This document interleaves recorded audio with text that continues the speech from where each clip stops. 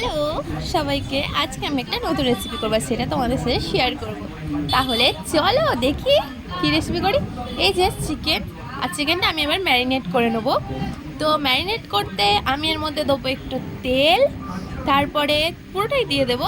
তারপর দেবো এটা ছিল গরম মশলা একটা সামথিং, তারপর দিয়ে দেবো পুরোটা আদা রসুন, আর দিয়ে দিয়েছি তারপর দিয়ে দিয়েছি লঙ্কা গুঁড়ো, হলুদ গুঁড়ো এবং নুন। তারপর দেওয়ার পরে এবার আমি সস দিয়ে দেবো। 4টে সস ছিল, এর মধ্যে আমি 2টো সস দিয়ে দিয়েছিলাম।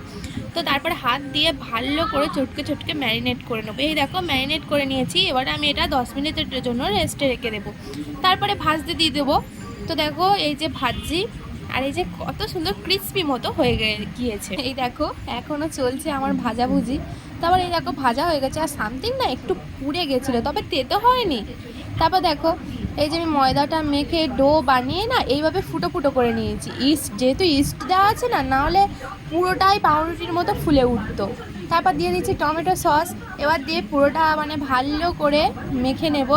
তারপর দিয়ে দেবো আগে থেকে ভেজে রাখা পেঁয়াজ। তো দেখো চারিদিকে দিয়ে দিলাম। এবারে না আমি ক্যাপসিকাম বা আরও কিছু দিইনি, তো শুধু আমি পেঁয়াজ আর এই যে সয়াবিন আর চিকেন দিয়ে করব। আর দেবো বেশি বেশি বেশি করে চিজ। তো দেখো আমি পুরো বাড়িতে করলে যা হয়, চিকেনে একদম ওভারলোড করে দিয়েছিলাম।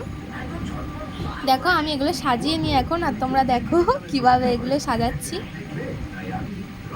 আজ না খুবই পিৎজা খেতে ইচ্ছা করছিল, আর বোনও বলছিল, তাই বাড়িতে বানিয়ে ফেললাম। এই দেখো পিস দিয়ে দিয়েছি, আর আরও একবার কোট দিচ্ছি, যেহেতু বললাম বাড়িতে, তো ওভারলোড তো করতেই হবে। তো তারপর আরও বেশি বেশি করে চিজ দিয়ে ভালোভাবে সাজিয়ে নিয়েছি। আর এই দেখো এই বড়োটা একটা ডেচকি গরম করতে দিয়েছি নুন দিয়ে। তো তারপর ওটা গরম হয়ে গেলে ওই থালাটা শুদ্ধ দিয়ে দেবো।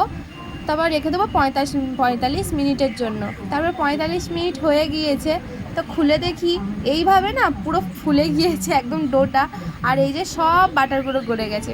তারপর পিস পিস করে কেটে নিয়েছিলাম সবার জন্য।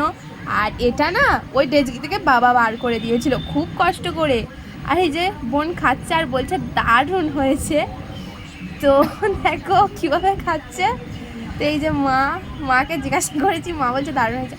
আর এই একটা মানুষ ক্যামেরা দেখলেই ছুটে পালায়। আর আমার বোনটা দেখো, আর ঠাম্মিও বলছে খুব সুন্দর হয়েছে। এবার আমার খাওয়ার পালা, আমিও একটু খেয়ে নিলাম। মোটামুটি ভালোই হয়েছে। নেক্সট টাইম আরও সুন্দর করে বানানোর চেষ্টা করব।